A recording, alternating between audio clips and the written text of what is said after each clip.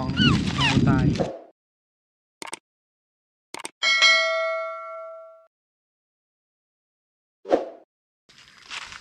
สบายดีผมเองพี่น้อง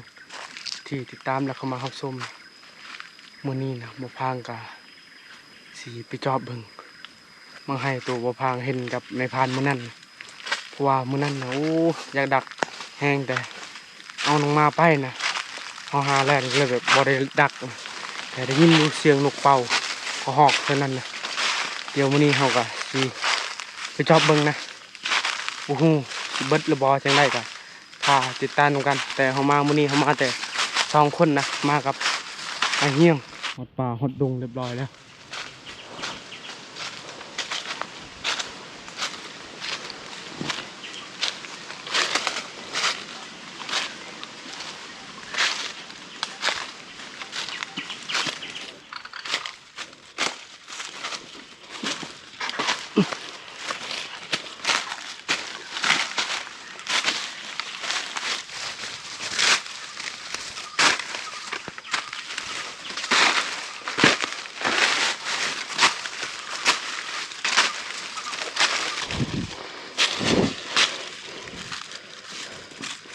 นี่มึงให้น้อยแม่น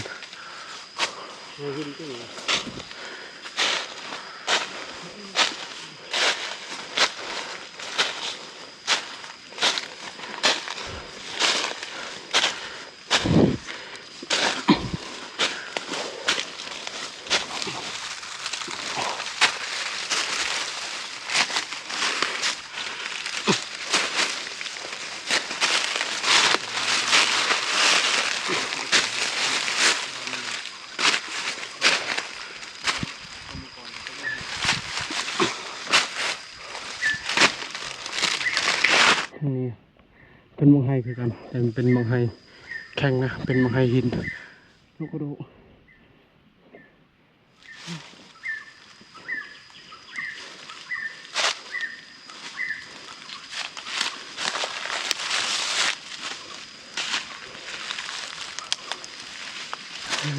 เหมือน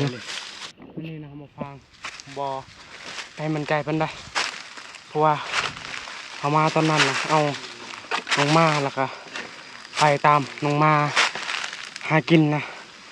ก็เลยแบบพอกุกหมักให้อันนี้เขาอยากแบบเขาไปบ่ถึกบอลกุกหมักให้กะเสียดายละล่า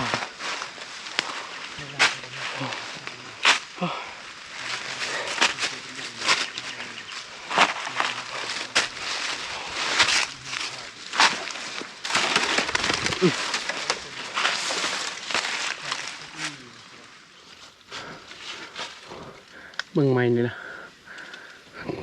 ปลาเช่นนี้นะห้ามเอาไม้เมื่อบานเด็ดขาดถ้าเอาได้เนี่ยเขาซื้อได้ไม่ดูนี่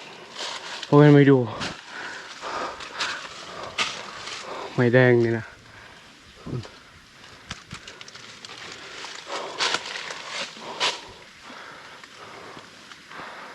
แลนมันอยู่น่าจะประมาณนี้แหละมันมีโกนข้างในนะเมื่อนี่นะในพานที่เคยไปกับบ่อพางเป็นบ่ว่างนะบ่อพางเลยไปแต่2 คนบ่อพางกับมันเฮียงฮอน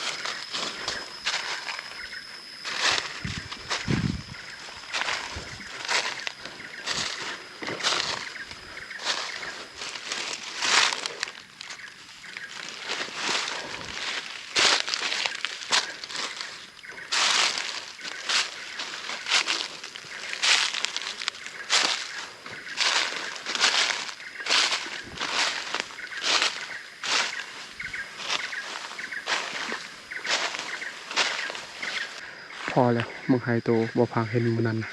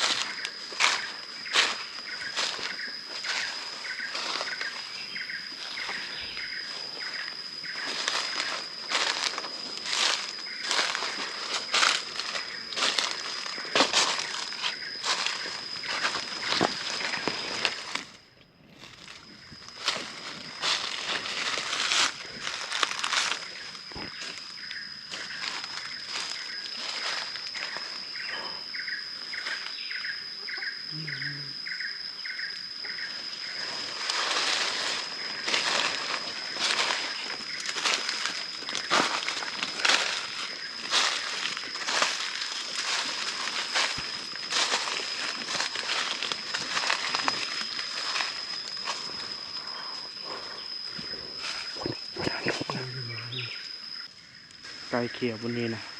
ตอนมาพังไปมื้อนั้นบ่มีหยังเขียวแต่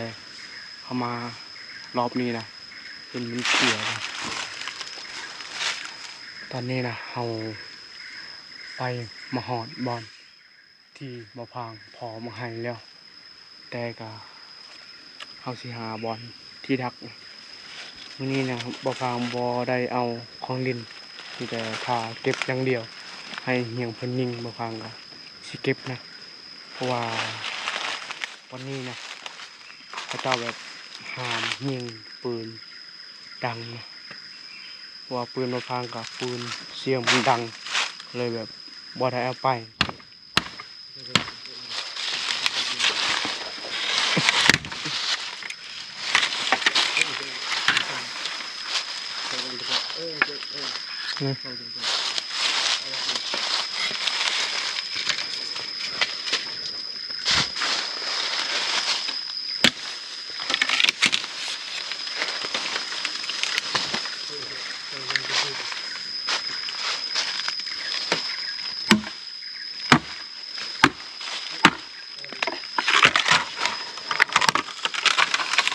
ไอ้เหี้ยว่าสิดักวันนี้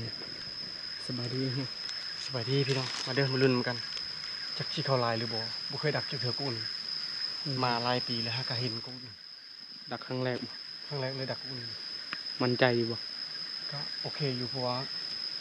มันกกใหญ่งาลายในเชเมนมีลิงในเขา2-3 มือบางมันหักงานแม่นเมื่อนั้นน่ะเห็นอยู่มันหักคุณบนนั้นปลาพางอนามัยบนนี้บ่อในเฮียงสิดักเฮียงดักบนนี้นะคุณมักไฮก็คือเก่าอีกยอมรับอะไรว่ามักไฮแบบนี้นะโอ้ดกอะไรยังเต็มอยู่แต่มักไฮน้อยนะโอ้ยุงลายเลยเสื้อที่อายเป็นเอาให้นะมันใหญ่โพดใส่บ่ได้นะ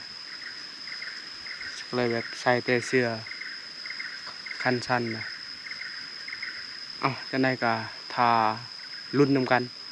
ว่าก็หอกเข้าหรือบ่แต่บ่พังมั่นใจว่าก็หอกเข้าแน่นอนตามบ่พังเบิ่งนะบางให้บนนี้มันมีตัวสุกตัวดิบนำนะมันบ่ได้สุกเบิดนะแต่ก็นานเบิดบางให้แบบนี้เห็นมันหักไหมจักอีหยังหักบ่พังสงสัยว่าลิงถ้าบ่แม่นลิงก็คือสิแม่นอีเห็นแหละเข้ามาจอบทีนี้แล้วก็บางใหญ่นะวันนี้บางทีเราลงมาค่ำๆทาการบางทีเห็นอมเข่ามีแต่ทารุ่นนำกันว่าสิได้จักแต้มมื้อนี้นะ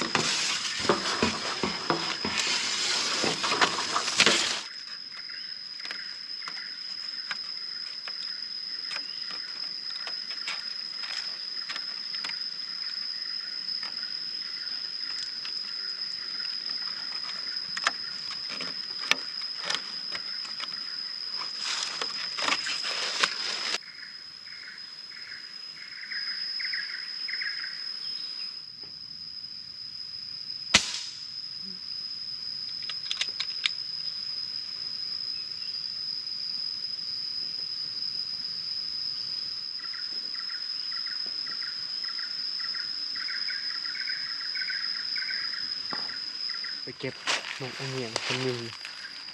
เป็นไทย2 ตัวเลย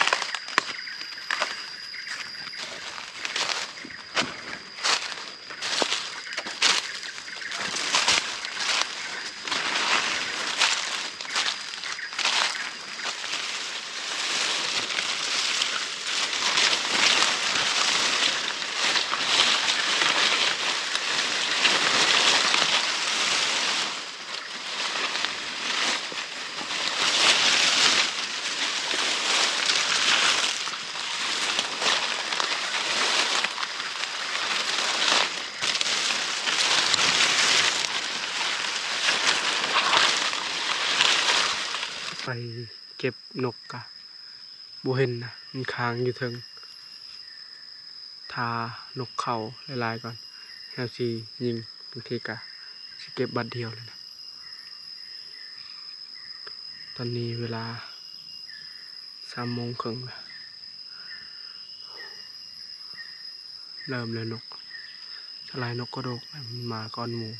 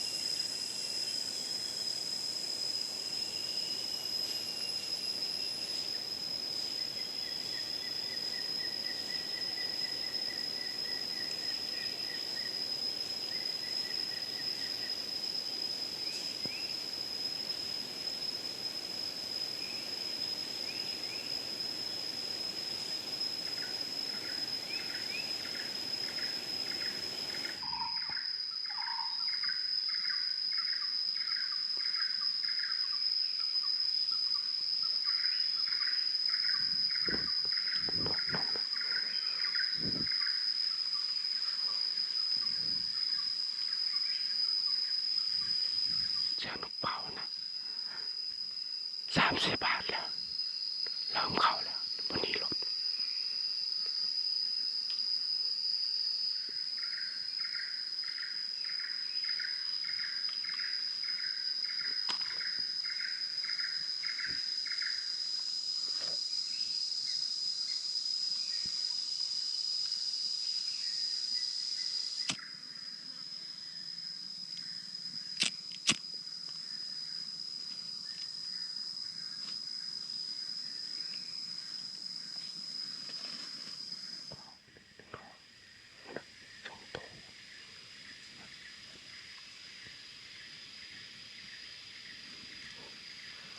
ของนะมันรู้อยู่เลยแล่นไปแล่นมาอยู่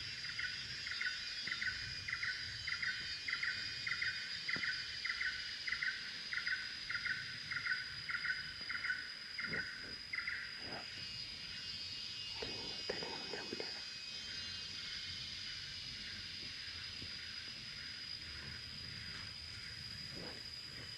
วันนั้นเนี่ยวันนั้น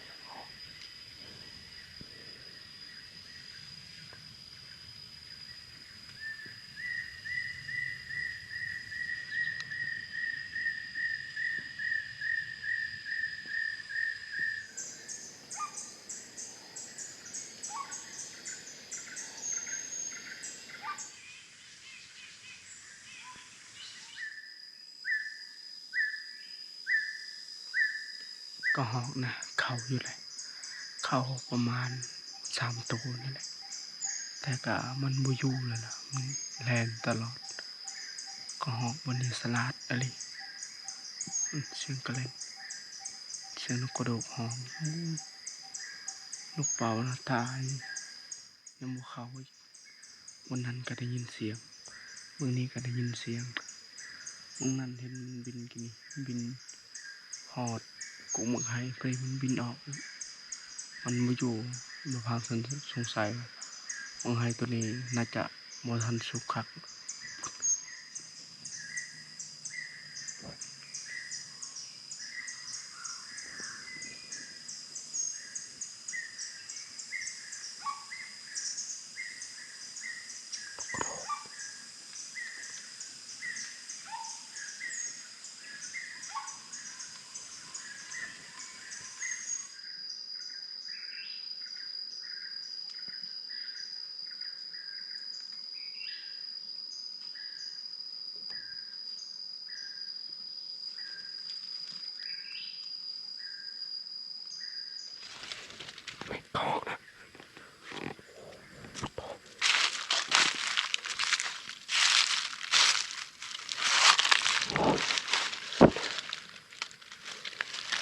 เป่าประมาณ20ปลายตัวนั่นแหละของเขางาตัวนี้นะงาบอนไอเฮียงอยู่นะนกเป่า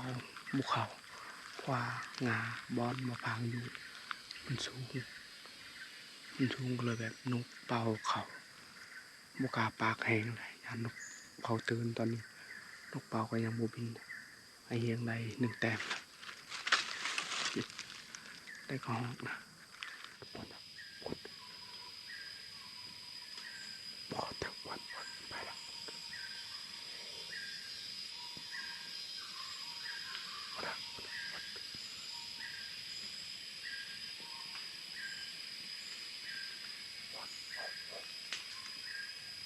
มันกำลังกินมังไงนะเอาไปเฮียนะไอเฮียนิ่งมันนั่น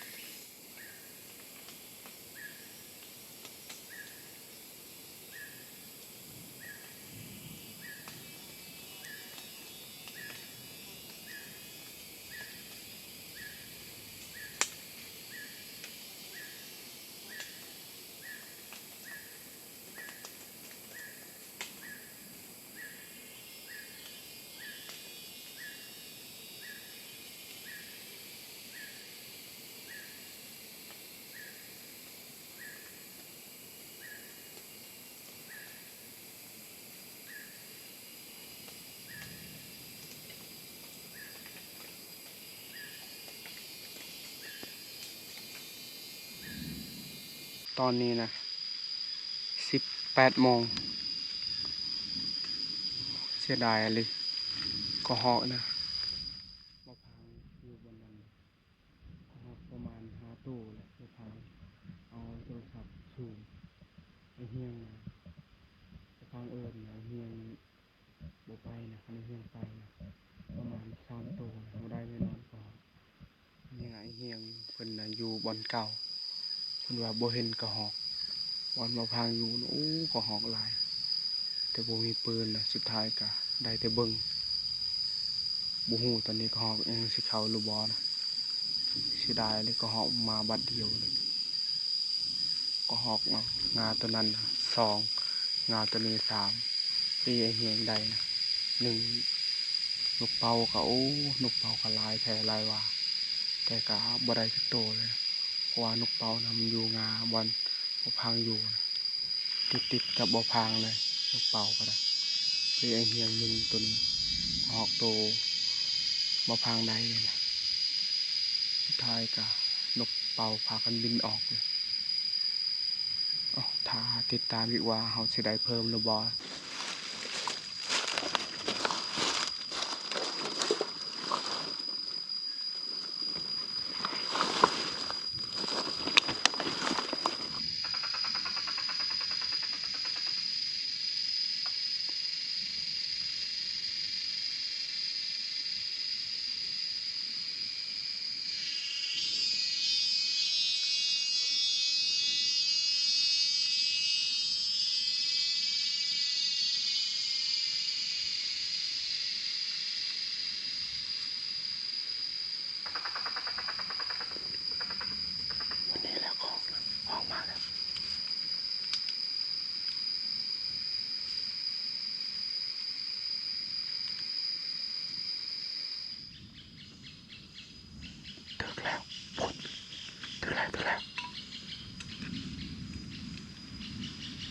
หมดตกเสือ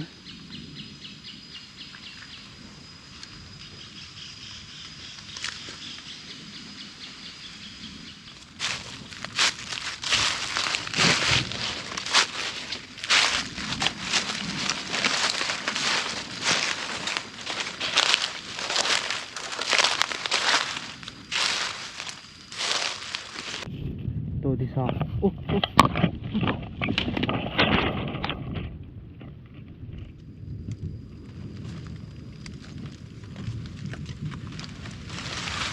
สมตายอยู่นะ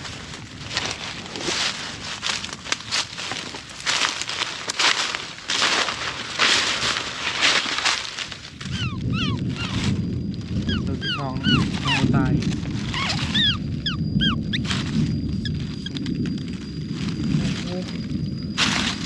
เกือบบ่ได้พอสิจับมันก็แล่นอีกนะพอห้องบ่หยุดบ่เศร้าต้องออกสองตัวนะตัวหนึ่งใหญ่ตัวหนึ่งน้อยว่าสิดักต่อแต่เสียงฟ้าห้องนะยานแบบคนตกในป่านะยากเพราะว่าเฮาก็บ่ได้เกียมพระบัดบ่ได้เกียมหยังมีแต่เมื่อเฮ็ดกินอยู่บ้านนะ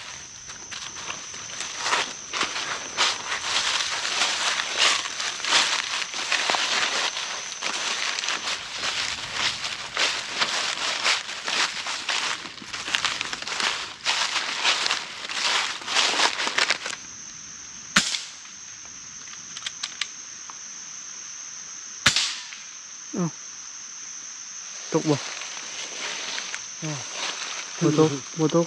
บ่ถือบ่บ่ป่ะส่งเธอยิงนี่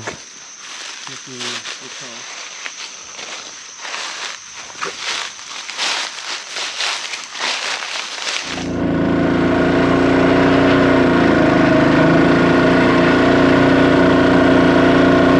ก็พังเมื่อฮอดเพื่อนเรียบร้อยแล้วพอดีฝนตกแห้งกันเลย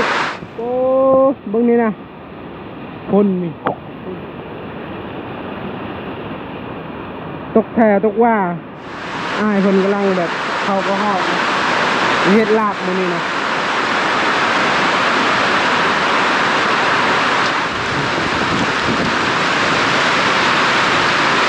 เบิ่งเพื่อนครัวนะบ่เป็นตาอยู่เลยคันฝนตกแบบนี้นะ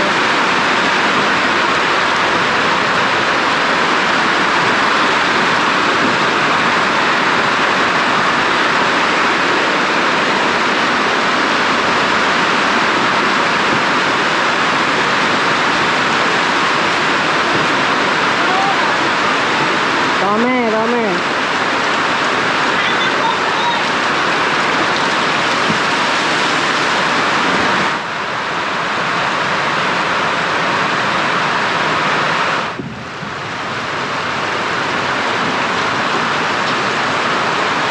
เรียบร้อยแล้ว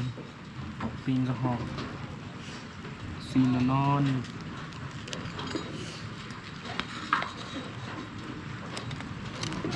วิดนะบ่ฟังว่าสิเฮ็ดลาบแต่ก็มันน้อยโพดพ่อกับแม่ใครๆก็กินแล้วเขาสบายดีซะแล้วสบายดีจะกินข้าวแหละมีแต่อายแล้วก็บ่พายังบ่ทันกินข้าวก็สิปนนิดนึง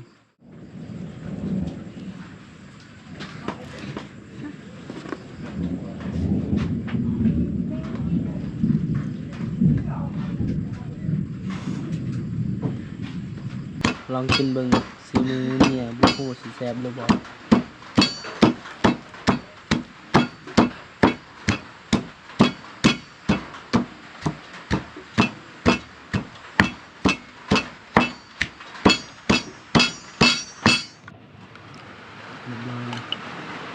สูตรซาลา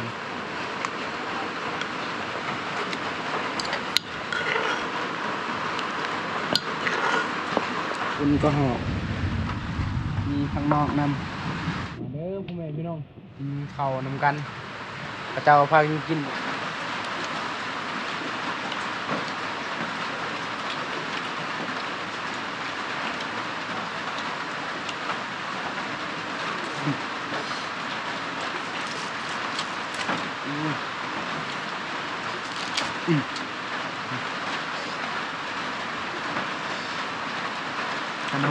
ซ่บของหมอกนี่เอาพังหากะเอาที่นี่นะอยากเข้าเลยแบบอยากลวกกินสดเลย